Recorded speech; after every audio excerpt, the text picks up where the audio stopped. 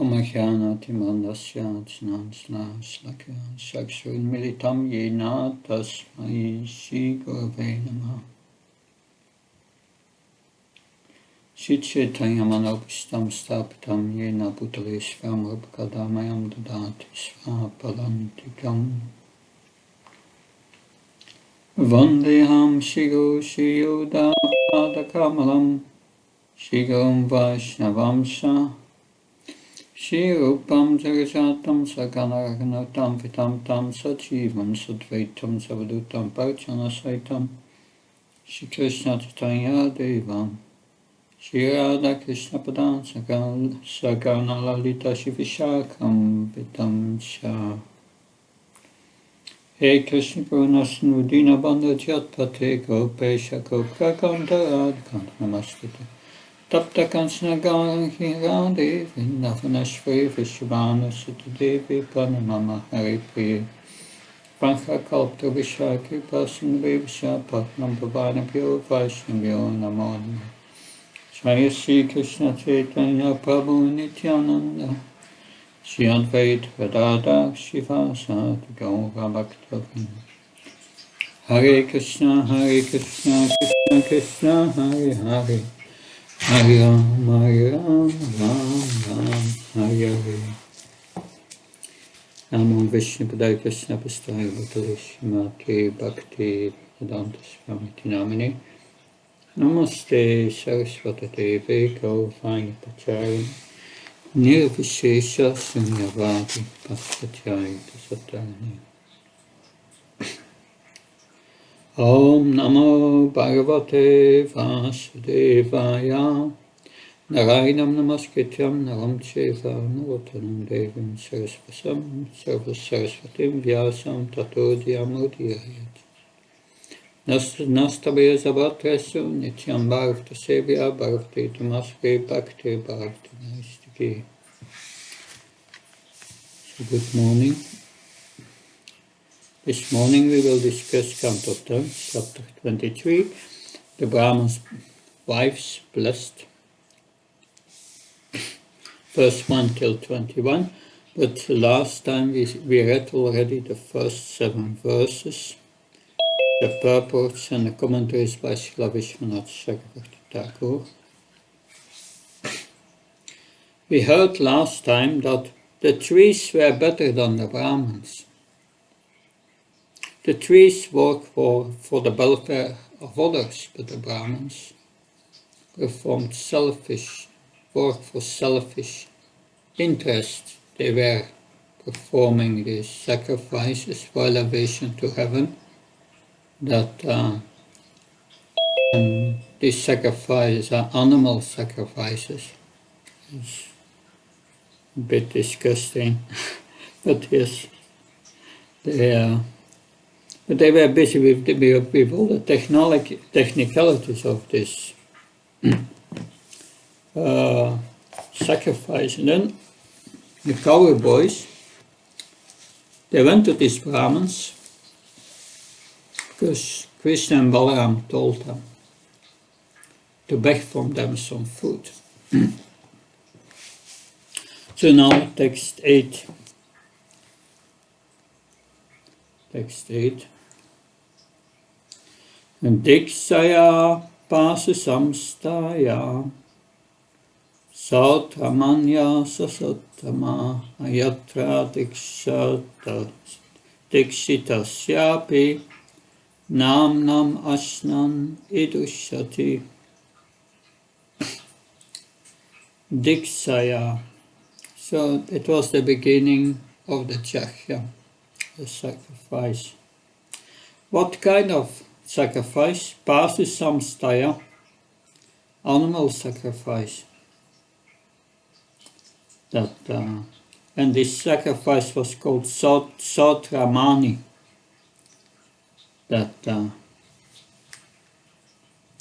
So, translation. Except during the interval between the initiation and the performer of a sacrifice and the actual sacrifice of the animal or most pure Brahmins, it is not contaminating for even the initiated to partake of food, at least in sacrifices other than the Sautramani.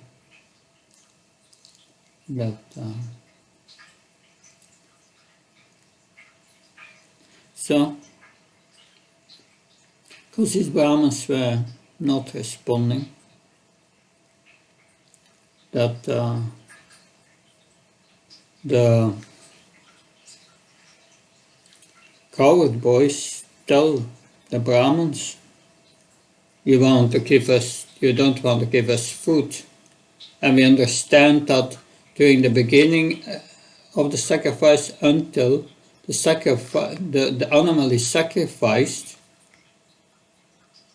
then you cannot take food. But the animal is already sacrificed, so there is no harm in giving us food. So that means that the coward boys had a lot of knowledge of the sacrifices. That's explained in the purport. But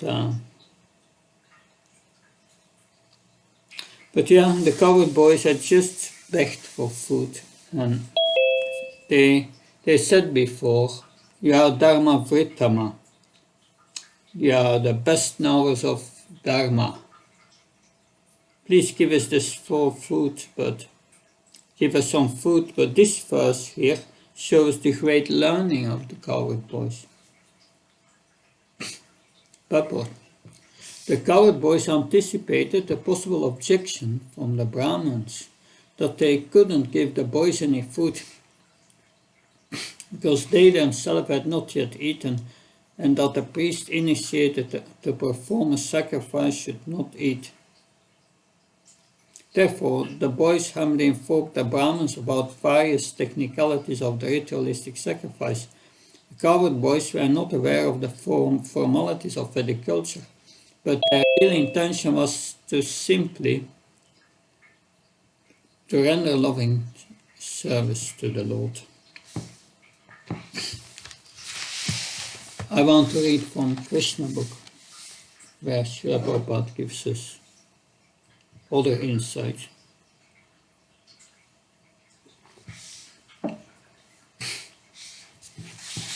Although the companions of Lord Krishna and Lord Balaram were simple coward boys, they were in a position to dictate even to high-class Brahmins engaged in the Vedic rituals of sacrifice. But the Smarta Brahmins, who were simply sacrificial-minded, could not understand the dictation of the transcendental devotees of the Lord. They could not even appreciate the begging of the Supreme Lord Krishna and Balaram. They did not care of them. And they refused to speak to the boys.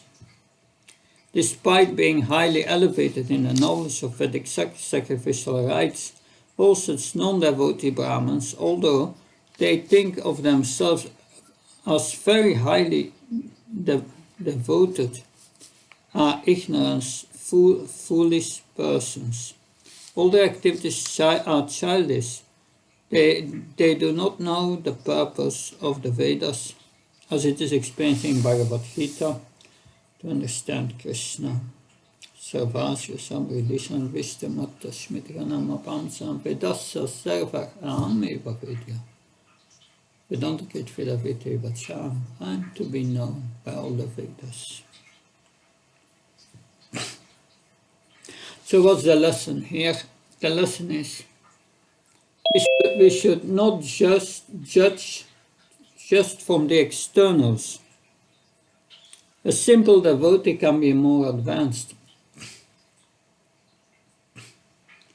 They heard all the requests from Krishna and Balaram and they did not care for them. They even did not speak to the boys.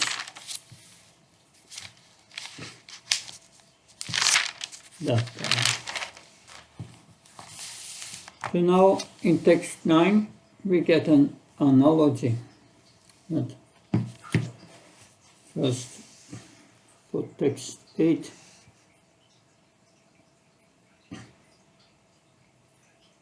Yeah. Vishwanatha Bhakti Thakur gives the same points which were made in the purport here. Text 9. Iti te bhagavat yasnam shimvanto pena susravo Shraddha sabhurikarmano palisaritamanina. The Brahmins heard this supplication from the Supreme Personality of Godhead.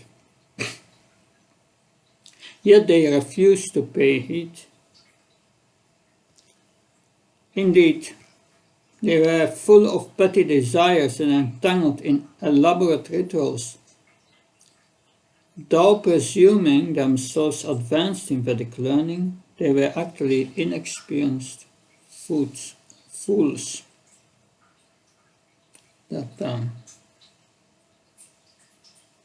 Petty desires. You remember this analogy? The fish in the shallow water is running out of water, and his end is going to come. But still he tries to enjoy. Petty desires. They don't see that will soon be there.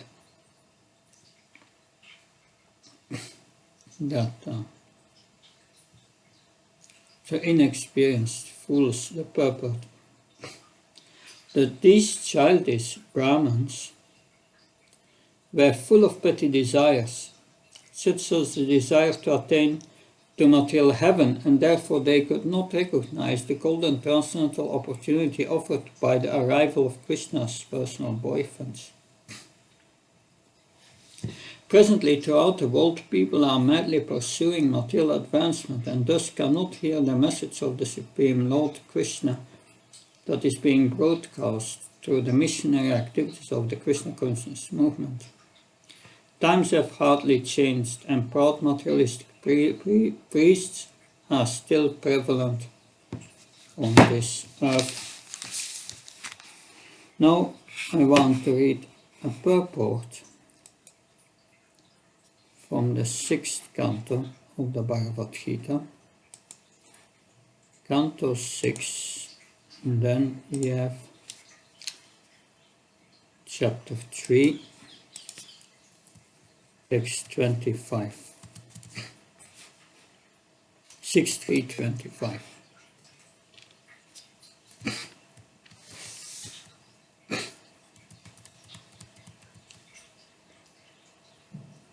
B. Because they are bewildered by the illusory energy of the Supreme Personality of Godhead, Valkya and Jaimini and other compilers of the religious scriptures cannot know the secret, confidential religious system of the 12 Mahajans. They cannot understand the transcendental value of performing devotional service of chanting the Hare Krishna mantra because their minds are attracted to the ritualistic ceremonies mentioned in the Vedas, especially the Yajur Veda, the Sama Veda, the Rig Veda. Their intelligence has become dull. Thus they are busy collecting the ingredients for ritualistic ceremonies that yield only temporary benefits such as elevation to Svargaloka or material happiness. They are not attracted to the Sankirtan movement. Instead, they are only interested in Dharma, Artha, Kama, Moksha.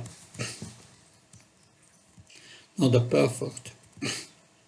Since one may easily achieve the highest success by chanting the holy name of the Lord, one may ask why there are so many Vedic ritualistic ceremonies and why people are attracted to them.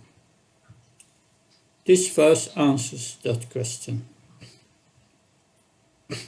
As stated in Bhagavad Gita, Vedasa Sarva Ame Vavedya. The real purpose of studying the Vedas is to approach the lotus feet of Lord Krishna. Purport 6.3.21.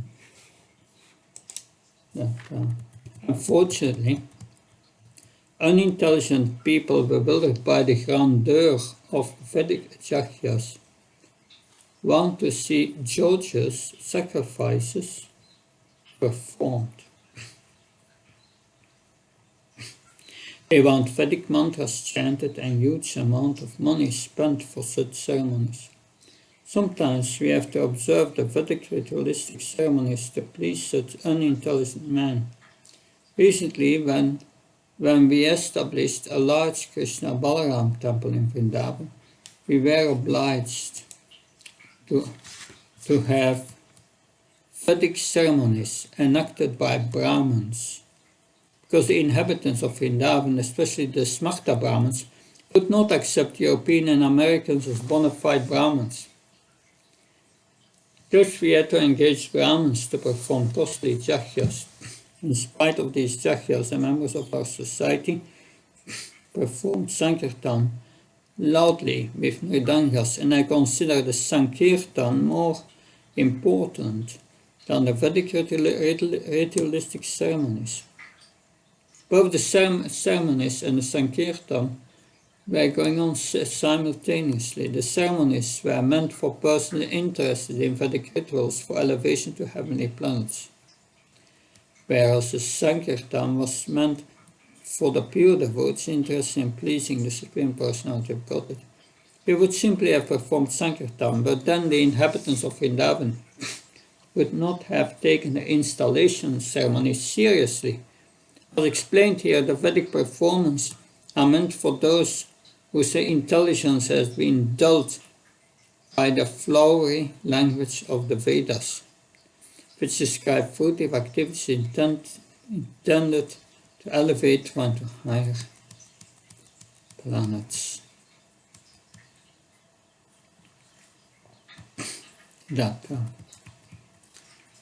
Especially in this age of Kali, Sankirtan alone is sufficient. If the members of our temples in different parts of the Lord simply continue Sankirtan before the deity, especially before Sri Chaitanya Mahaprabhu, they will remain perfect. There is no need of any other performances. Nevertheless, to keep oneself clean in habits and mind, deity worship and other regulative principles are required. Srila Jiva Goswami says that although Sankirtan is sufficient for the perfection of life, the archana or worship of the deity in the temple must continue in order that the devotees may stay clean and pure. Srila Bhaktivedanta Saraswati Thakur therefore recommended that one follow the processes simultaneously, strictly following the principle of performing deity worship and Sankirtan along parallel lines. This week should continue. So when Srila Prabhupada did the installation of the Krishna Balaram temple in Vrindavan, he had the Smarta Brahmins come and perform 11 sacrifices, and at the same time our devotees were chanting the holy names. He said that these sacrifices were for people interested in going to heaven through pious activities, that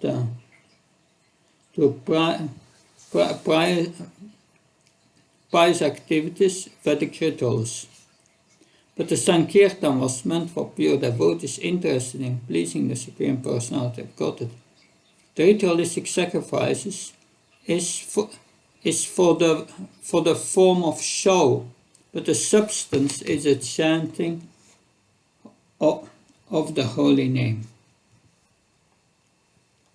So if Srila Prabhupada said, if we could if we would have only performed kirtan, then the temple of Vrindavan would not have been, the people of Vrindavan would not have taken it seriously.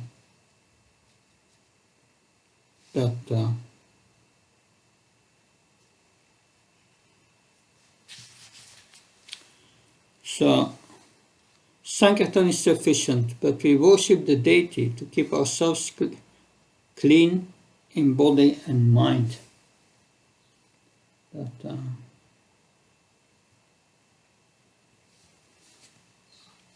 Just a moment.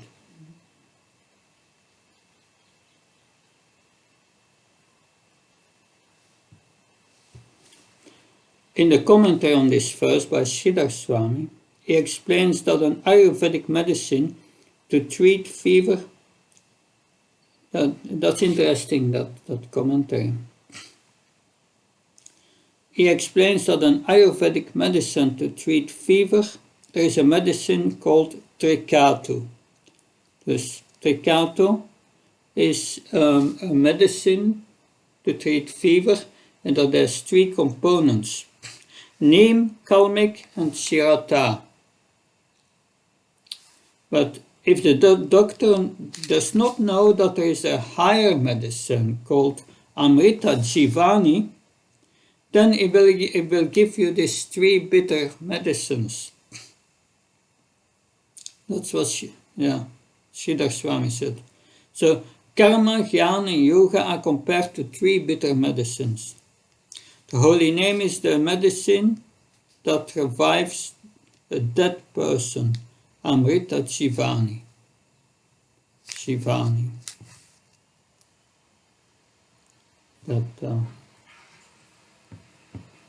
So, Srila Vishwanath Chakravarti Thakur, his commentary on verse 9.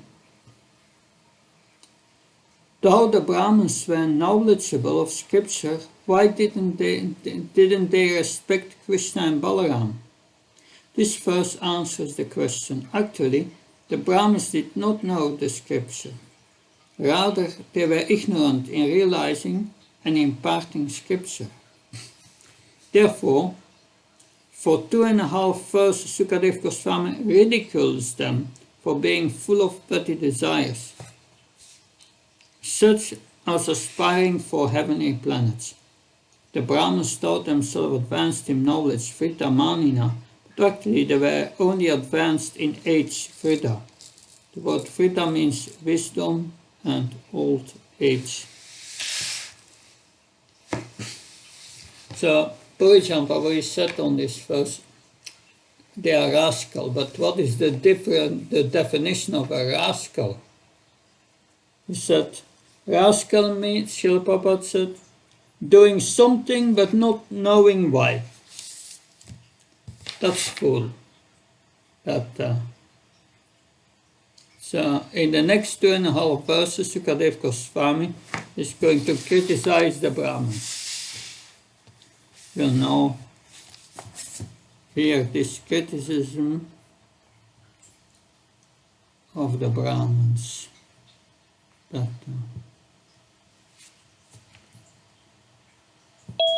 moment, as text 10:11.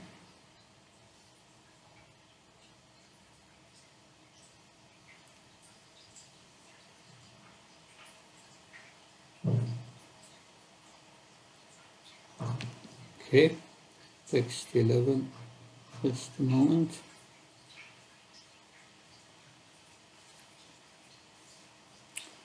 Desikala pitahtavyam mantra tanto vichonyaya devata janamanasya kautu dharma sayanmaya tad brahma paramam sakshat bhagavantamadokshayam Anusya dristya dusprahya Martyatmano namenire.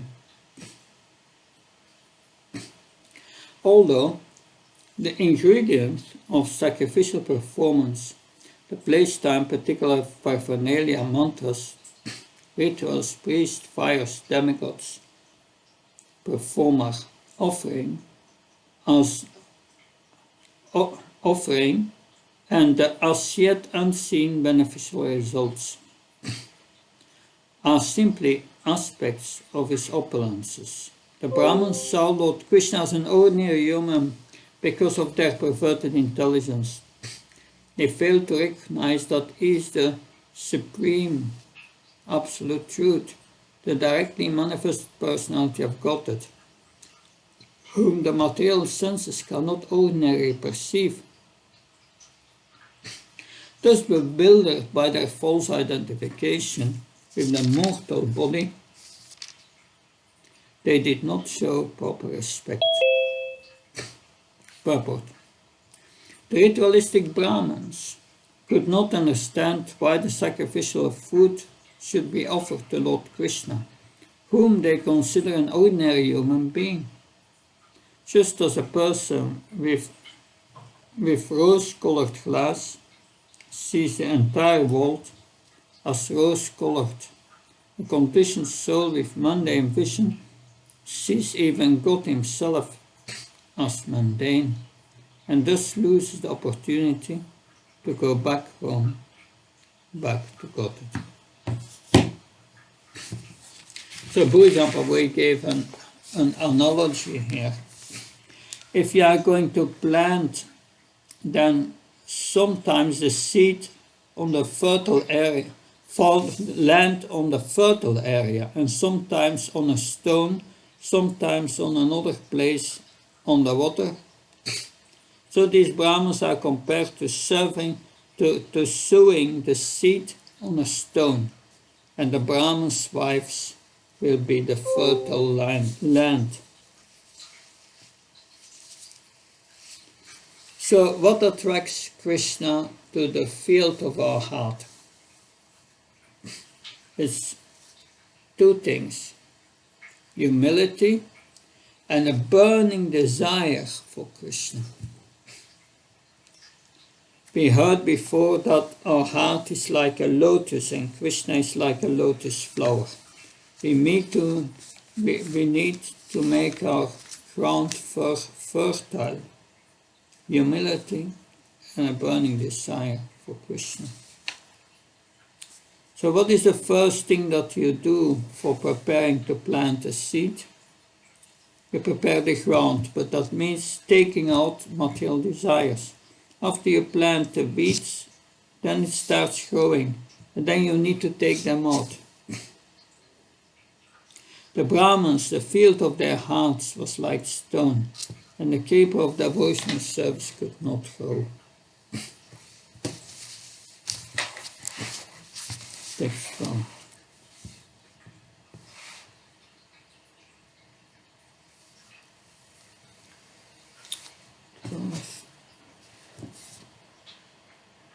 Yeah, in 10:11 is also purport of Srila Vihe-Bhaktivedanta.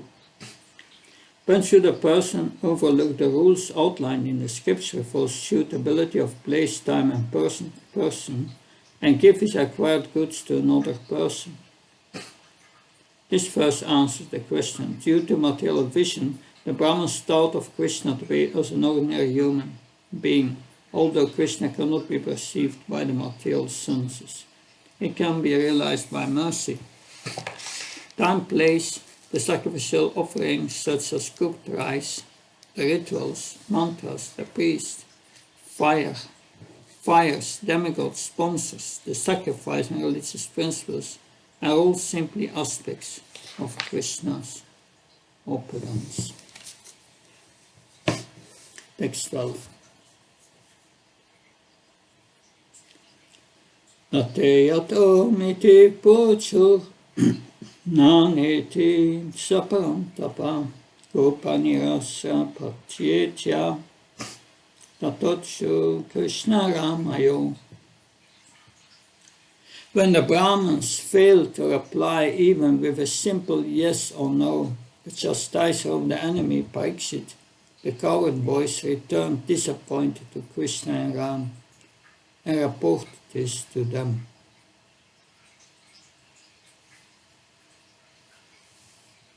So they were disappointed and went to Krishna. That Vihe-Bhaktivedanta as a comment, thinking, how can we give to the coward boys before we have eaten? The Brahmins did not say yes, and they did not reject the proposal to give the remnants after Jagya by saying no. Seeing that Maharaj Parikshit was becoming angry on hearing this, Sukadev Goswami said, O subduer of enemy, if you had been there, even though they were the best of Brahmins, you would have punished them like enemies. Interesting. Yeah. So Sukadev Goswami said, "O chastiser of the enemies, Parantapa," that he was trying to pacify Maharaj Pariksit. Yeah. These commentators have this broader vision. They see what's going on, not only in the past time, but also between Maharaj Pariksit and Sukadev Goswami. Now, in the next verse, Krishna will say, yes, if you beg, sometimes you will be refused. What can we do? Tat upakarnya bhagavan prasyayat sakyat ishvara prachahara punarkopam dasyam laukikim yatim. Hearing what had happened, the Supreme Personality of Godhead, the Lord of the Universe, simply laughed. Then he again addressed the cowboys, showing them the way men act in this world. So by laughing, Lord Krishna indicated to the cowboys that they need not to be angry at ritualistic Brahmins, but should understand that one who begs will often be refused. So what does it mean? What does it mean to reside in Krishna within your mind? That will be explained in the next verse. Mam shapatyata patnibhya sasankharsanamagatam pasyanti kaman anamva snihtamayusitadya. What Krishna said, tell me, wives of the Brahmins, that I have come here with Lord Sankarsana. The wives of the Brahmins, he said, they will certainly give you all the food you want, for they are most affectionate toward me, and indeed with their intelligence reside in me alone. So, purport. While physically the wives of the Brahmins remained at home within their mind, they resided in the Supreme Lord Krishna. They resided in the Supreme Lord Krishna because of intense affection for him.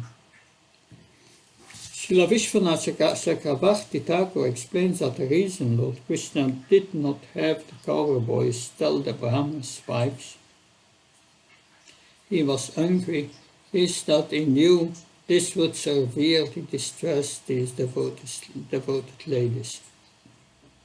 Simply out of affection for Lord Krishna, however, the wives would be happy to give all the food requested of them. They would not heed their husband's prohibitions, since they resided within the Lord through their transcendental intelligence. So reside in Krishna within your mind.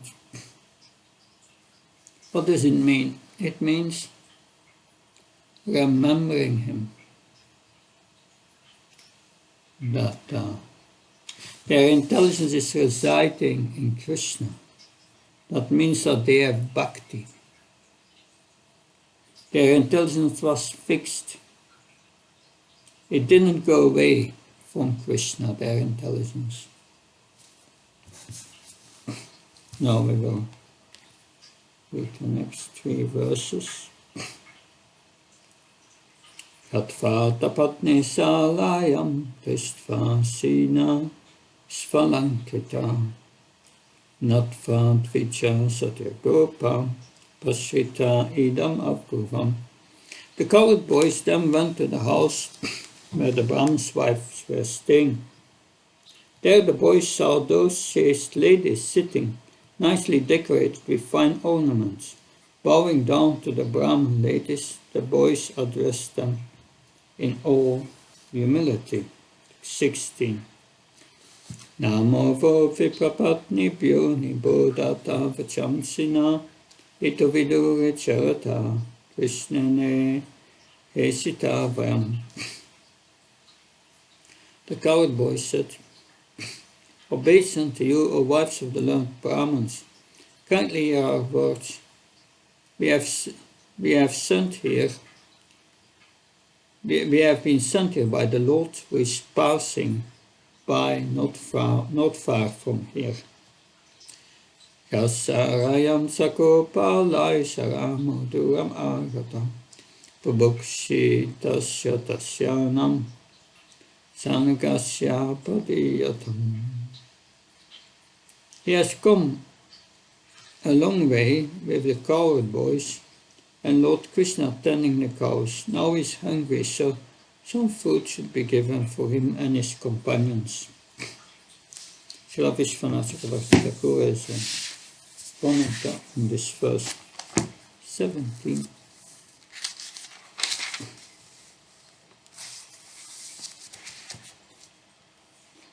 Upon hearing the name of Krishna, the Brahmin's wives fainted in bliss. They fainted in bliss. To revive them, the boys explained why they had come to their houses, beginning in a gentle way and ending boldly. The boys said, "Krishna and Balaram have come a long way, Duram." Seeing the wives becoming very attentive upon hearing this, the boys decided to inspire them further by mentioning that Krishna and Balaram wanted some food.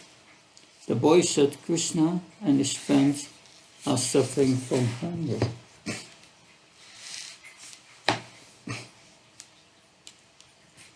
So at the beginning, the wives didn't answer, but the reason is different also, because they were stunned in ecstasy. So this husband, their husband did not answer. The wives in the beginning also, they could not, stunned that in ecstasy. So the Brahmins, they were hard-hearted, and that was why they did not answer. Different reasons. But when they got this ecstasy, when they were stumped as Brahmins' wives, what were their inner feelings? We'll hear now.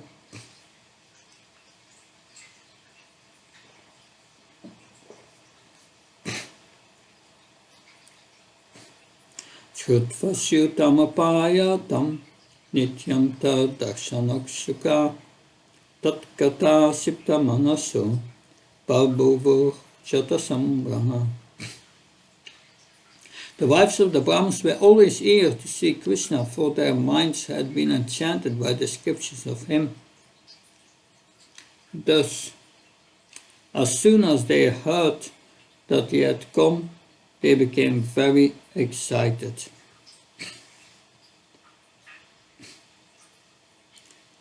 So, these wives, they did not want ecstasy because it's going to be in the way of their service. Text 19. Shato vidam bhavugunam anam adaya bhajanai abhisasu priyam sarva samudram ivan nimmaga. Taking along in large vessels the 4 kinds of food full of fine tastes and aromas, all the ladies went forth to meet their beloved, just as rivers flow to the sea. This 19, Srila Vihe-Bhaktivedanta Thakur says, 4 varieties of food are those who are chewed, sucked, licked and swallowed. These foods were full of rich tastes and aromas, bhavuguna. But in another commentary, also Vihe-Bhaktivedanta Thakur says that the wives of the Brahmins experienced conjugal feelings toward Krishna, if he were their paramour, thus they could not be checked. and they rushed to him. Now we have text 2021.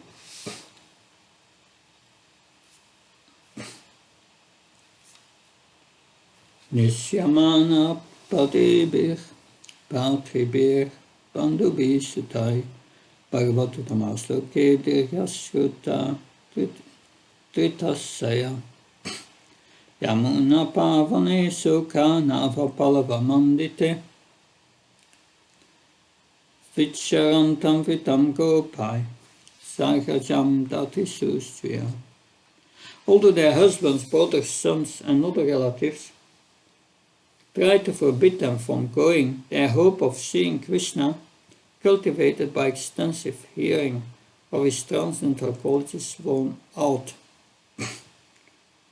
Along the Yamuna, within a garden decorated with buds of Ashoka trees, they caught sight of him strolling along in the company of the cowherd boys and his elder brother Balaram. So this wives of the Brahmins, how did they get attraction for Krishna? Does someone know how they got attraction for Krishna, his wives of the Brahmins? How did that happen? They heard from the Aboriginal women of the forest. Yes, sure. They heard from the Pulindas, the Sabara tribe.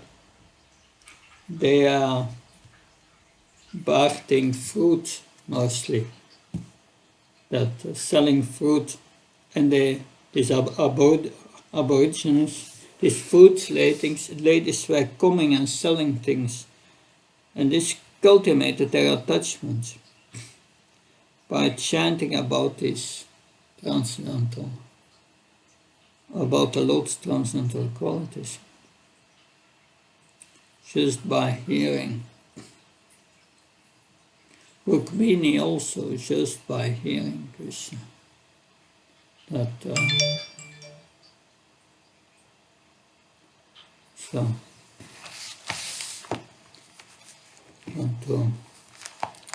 we will continue with text 22, 23. No, text 22. Shaman niranya paridim vanamalya bharantatu. Pravalanata vesh. Shaman niranya paridim vanamalya bharadata pravalanata vesham anavatanse vinyastahastam itarina. Dunanam apsham kanotpalapya kapola murkabya hasam.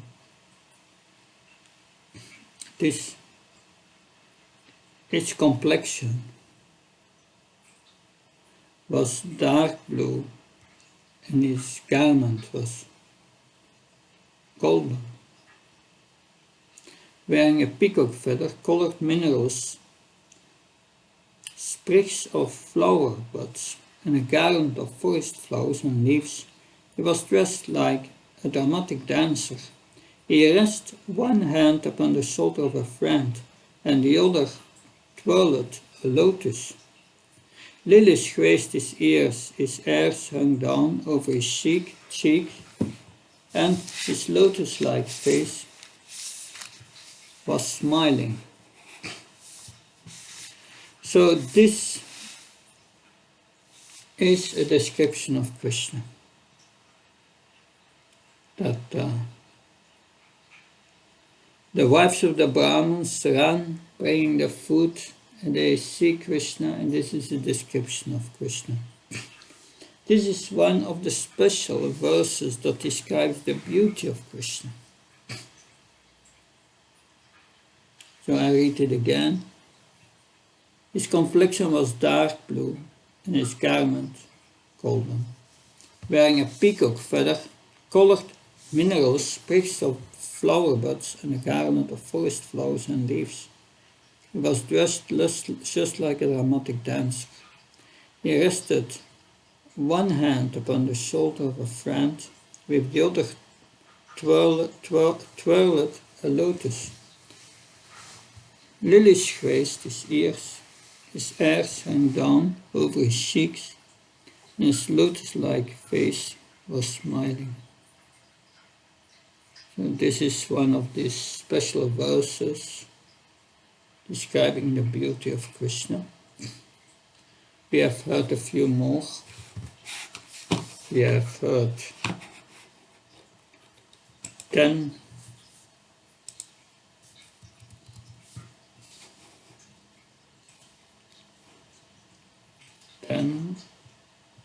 14. This is the wildering pastime of Brahma, the first verse.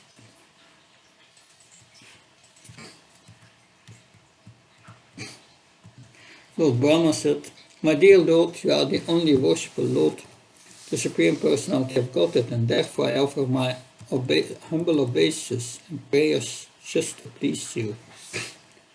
The son of the King of Cowards, your transcendental body is dark blue, like a new cloud, your garment is brilliant like lightning, and the beauty of your face is enhanced by your gunya earrings and the peacock feather on your head, wearing garlands of various forest flowers and leaves, and equipped with a herding stick, a buffalo horn, and a flute. You stand beautifully with a morsel of food in your hand." And then, of course, you may remember this verse beginning with Bara, I think, from the Vihe-Bhaktivedanta.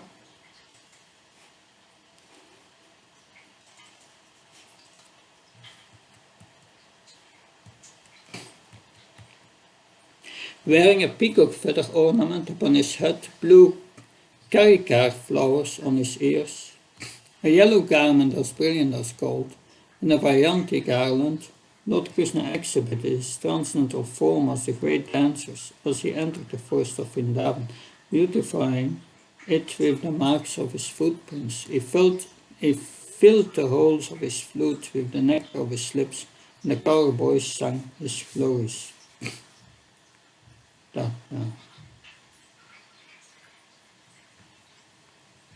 So this is, of course, it is said that these verses, when Sukadeva Goswami came out of the womb of his mother, and he ran toward the forest, then Vedavyas, Vyasadeva, he tried to get his son back into the ashram and sent out disciples to chant verses of the Bhagavatam. And it is said that these verses were chanted, describing Krishna, and also the verse Tavakatamritam tapta jivanam kavrititam kalmasapaham shravana kamalam chimatatadam purihinanti buvidargyana. So these verses are said to have attracted Sukadeva Goswami after he left home.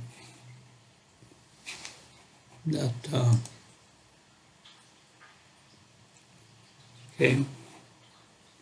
I just have to make a little adjustment here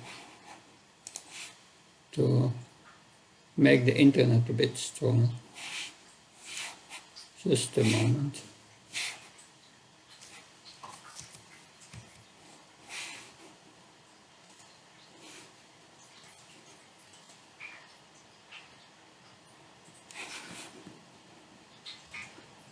Okay, that should be better. Text 23.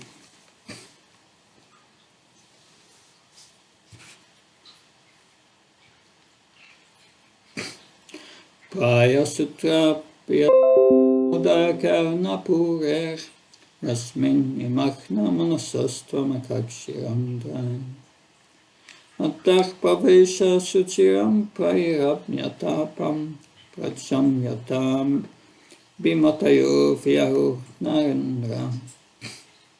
A ruler of men for a long time, those Brahmin ladies had heard about Krishna, their beloved, and his glories had become the constant ornaments of their ears.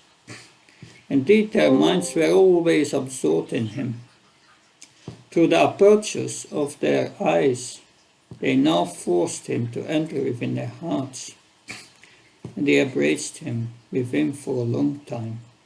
In this way, they finally gave up the pain of separation from him, just as sages give up the anxiety of false ego by embracing their innermost consciousness.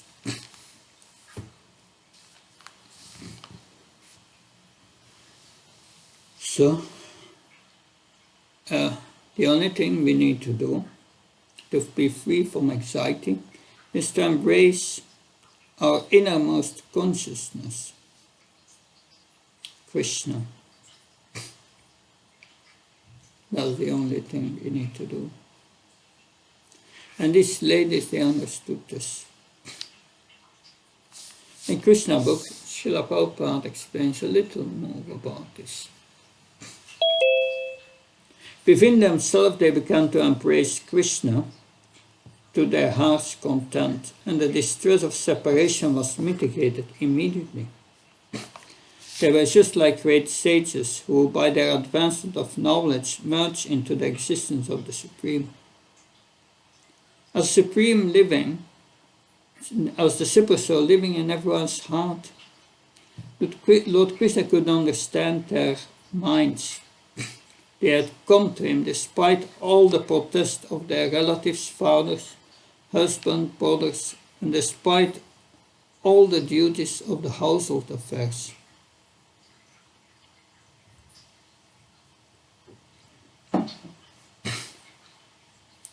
They came just to see him, who was their life and soul. They were not exactly following Krishna's instructions in the Bhagavad Gita. So Prabhupada writes, one should surrender to him, giving up all varieties of occupational and religious duties. He therefore began to speak to them, smiling very magnificently. It should be noted in this connection that when Krishna entered into the wife's heart, and when they embraced him and felt transcendental bliss of being merged with him, the Supreme Lord did not lose his identity, nor did the individual wives lose theirs. The individuality of both the Lord and the wives remained, yet they felt oneness in existence. When a lover submits to his lover without any pinch of personal consideration,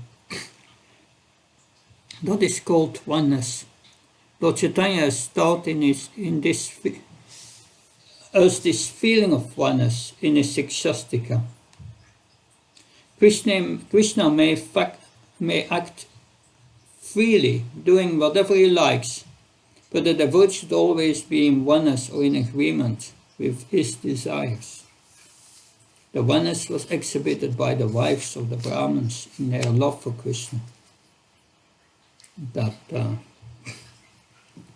was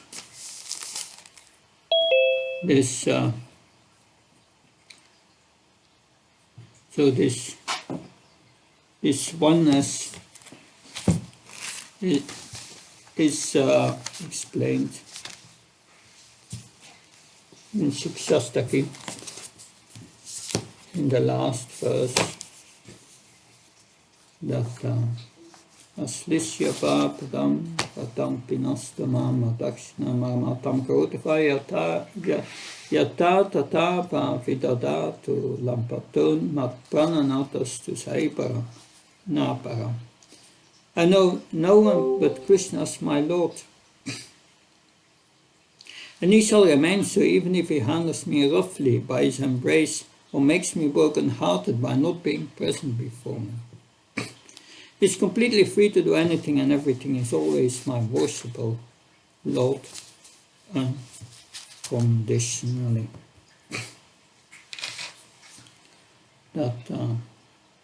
So now we will hear from Vihe-Bhaktivedanta Thakur on this verse 22.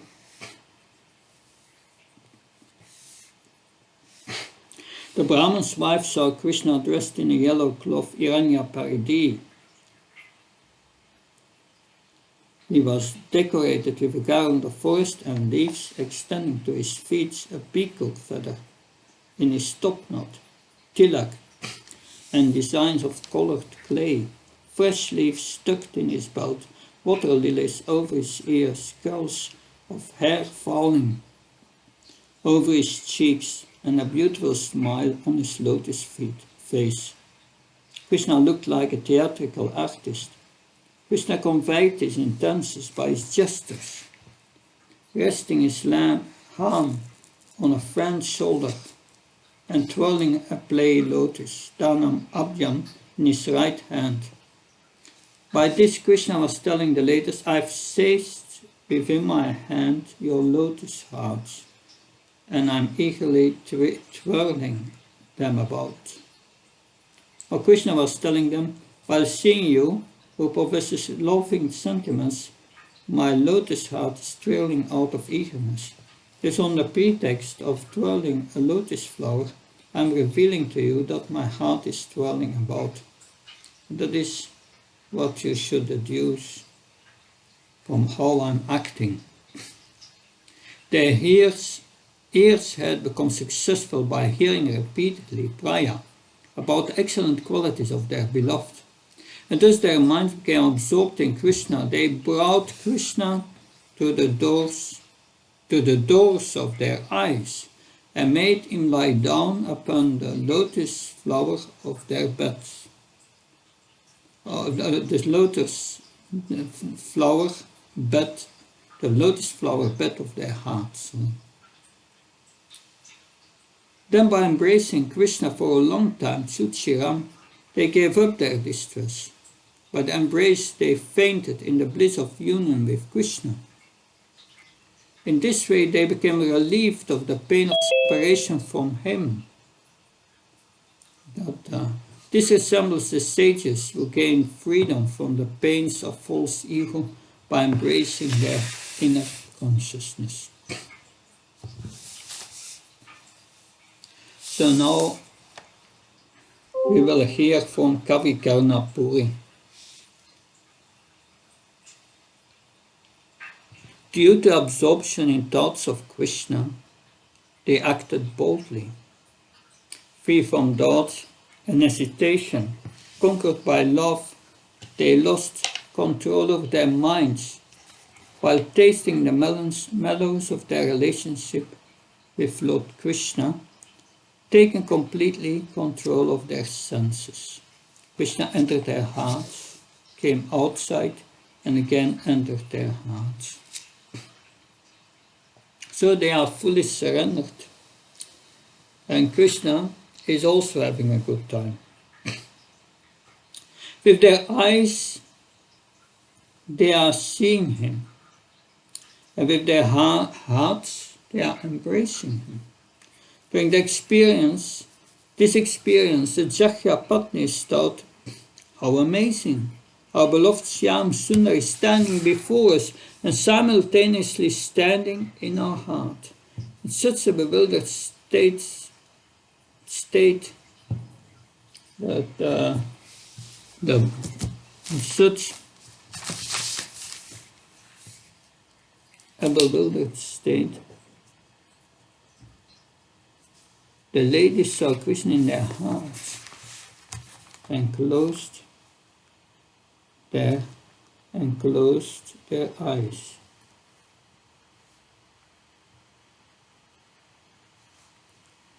And upon opening their eyes, they saw their beloved before them.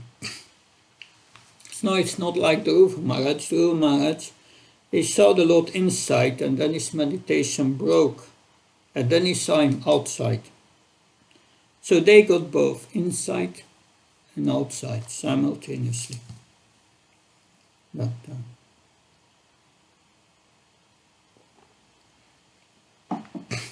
although satisfied to see Krishna within their hearts, they moved closer to him upon opening their eyes. Taking Krishna to the aperture of their lotus eyes, they embraced him within their hearts. Melting in rapturous joy, they relinquished all fears and anxieties. With their creeper-like hands, these fortunate ladies, they offered the fragrant flowers out of affection to worship their beloved. Krishna enchanted the minds of the Brahmins' wives by saturating them with spiritual bliss, and he completely removed the painful fire of separation. So this is Kavikarnapuri on this verse. So we will continue tomorrow with verse 24. Any comments, questions?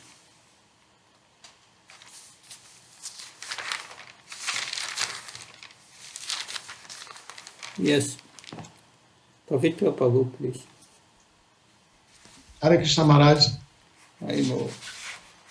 Obeisances to you, Maharaj. Hi. Maharaj, in previous chapters, we heard that when Krishna is entering the forest, they go with blunt bowls. Mother Yasoda will prepare nice prasadam for him. And sometimes it is said, servants will bring prasad, food for Krishna in the forest. But this time, we heard that Krishna and his friends, they are hungry. Does it mean that they didn't bring food that day, or they were not having food to eat? That, of course, there are different options here. They get food and they may take food at a certain time, lunch or whatever, but then later on they become hungry again. That, yeah, sometimes the Vrajavasis would also bring food where they are. That, but on that particular day, what happened? I don't know.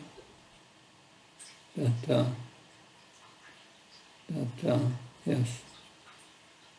They had a early lunch maybe, and then they became hungry again. I don't know. That, yeah. The interesting question. I also thought about this, but I don't have a direct answer. Anything else? Thank you, Maharaj. Yeah. Mother Kasturica, please. Hare Krishna Maharaj. Krishna says that Brahmanas is so important, and even in his prayer, Namo Brahmanya Devyaya. So how we glorify always Krishna with Brahmanas. But how do we understand if the Brahmanas are just ritualistic and they're not Krishna conscious? Are they also important to Krishna, or how do we understand this? They are all important. We have Brahmins with different understanding. We have Brahmavadis. These are Brahmins who think the Absolute is Brahman. And you have Karmakanda Brahmins. We heard that in the 8th canto, the spiritual master of Bali Maharaj, Shukracharya. He was in the same category as these Brahmins. Shukracharya.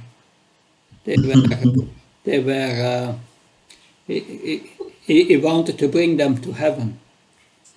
And they conquered heaven also. It's materialistic. But still they are following the Vedic injunctions. They are in the mode of goodness. They are also dear to Krishna. Because they are also needed in society. Spirit souls are engaged in this material world to enjoy. And the Vedas offer that. If you want to enjoy, okay, but do it in a pious way. And therefore they are there. But they are also in goodness. So, yes, we have also, of course, the Brahman are supposed to be on the Brahminical platform or in goodness. The perfect Brahman is on the platform of Nishtha, is pure in heart. That's the perfect Brahman.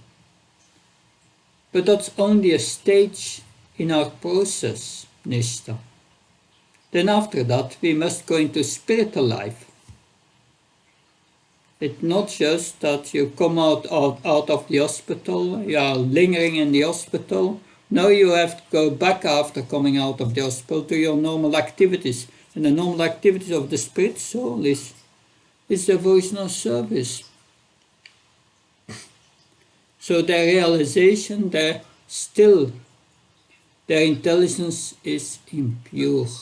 Krishna says, Avisuddha Subudaya. That of this impersonalistic impure, impersonalistic Brahmins. And you see, these Brahmins, their intelligence was impure. Krishna was there and they could not understand who Krishna is. But this is the Supreme Personality of Godhead. And it's the purpose of the sacrifice. In the sacrifices, Vishnu appeared. And Krishna is... No, this Vishnu is an expansion of Krishna. They could not understand, so bewildered by petty desires. But still there were Brahmins, that Karmakanda Brahmins. That's also Srila calls them Smarta Brahmins. I discussed when I presented the 8th canto at the Mayapur Institute, we discussed about Smarta Brahmins and we had 7 or 8 characteristics. So a Smarta Brahmin is materialistic, first thing. The second thing is he's attached to rituals. That most of Smarta Brahmins see the Absolute Truth as impersonal. That another characteristic is they want to take the monopoly of all religious activities. Another characteristic is they say you can always only be Brahman by birth. These are all characteristics of Smarta Brahmins. And Bhaktivedanta Saraswati Maharaj and before Bhaktivinoda Thakur, Srila Prabhupada were fighting against it. We have heard now about the installation of Krishna Balaram in Vrindavan and the whole story. And people are attached to this karma kanda. They have material desires and then the Brahmins help them. Does that help? Yes, Maharaj. But still Krishna acknowledges that they have taken birth as a Brahmana. That's why he is still giving priority. That's what he understands. They have Brahminical qualities. Samo, that they are peaceful, that they know the religious principles. Samo damas tapascham chantyarivam Jan Vijnan Mastakyam Brahma karmas for Brahma karma svabhavasvam. No. That Samudamastapachasham Kshanti Arivam Evasham Jnana Vijnanamastakhyam Brahma karma svabhavacham. These are the qualities of a Brahman. They are peaceful, they give in charity, they have knowledge and realized knowledge that they are not a body. That yes, they are straightforward, simple. These are qualities of Brahmins. So it's by quality. But that does not mean that the Karmakanda Brahman does not have these qualities. He has these qualities. Normally, if they are bona fide, which is in this age not possible, practically.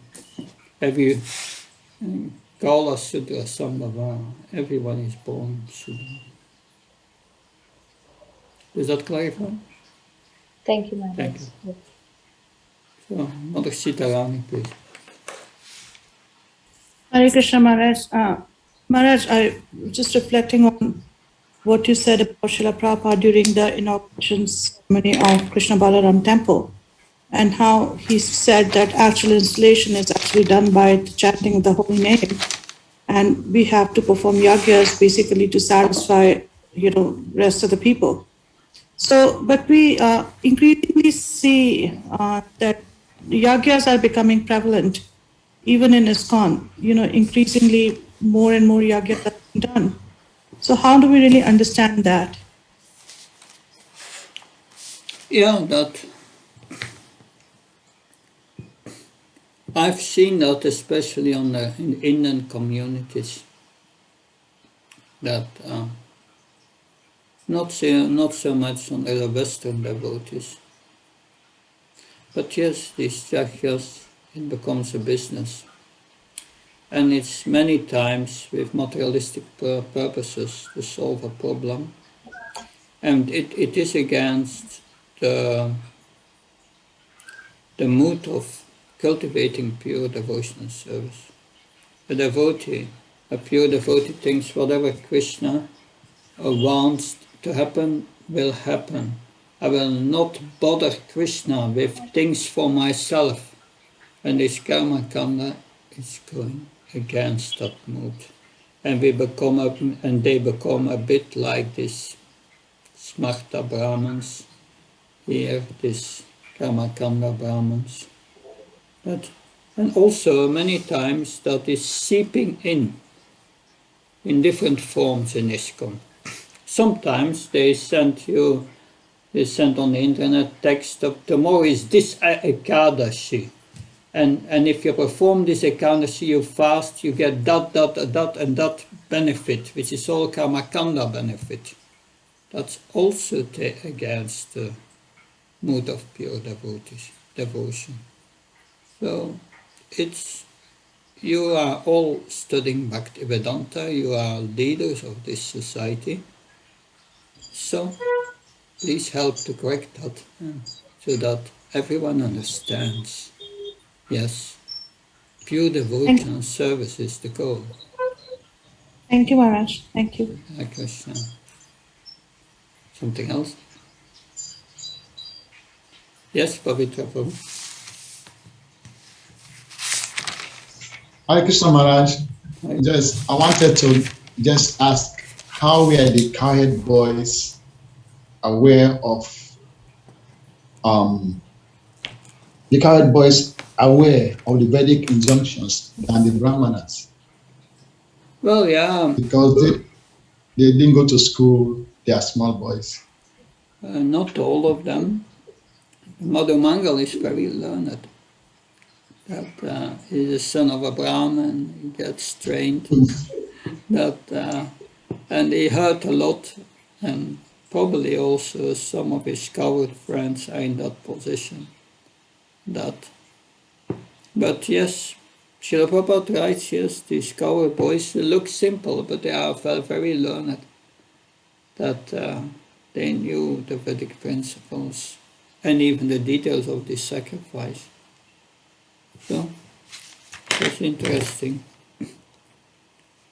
that, yeah. Of course, most of them were Nitya Siddhis. The knowledge is within them. But they saw the futility of the sacrifices.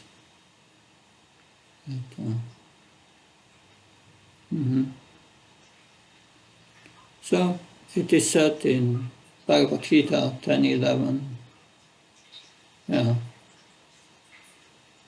Tesham anakampartama mahjana chamtama nasajama atme bhavishta jnanatipana bhashvata. Krishna entered their heart full of the sincere devotee with the lamp of knowledge. So they got the knowledge from within. There can be different reasons for that. If one is self-realized, then one is in direct contact with Krishna within. That, or Krishna inspires them. That, but Krishna has given them clearly the intelligence what to answer to these Brahmins. And that also interesting. Yeah, there may have different options for it, how that happened. Thank you, Maharaj. Hare Krishna. Good. Something else? Good. And we will continue tomorrow with text 24. Tomorrow and the day after, Saturday, we will finish this pastime. Monday, we're going to Govardhan Hill. Worship of Govardhan Hill. Hare Krishna. Jai Prabhupada. Hare Bol. Thank you, Maharaj.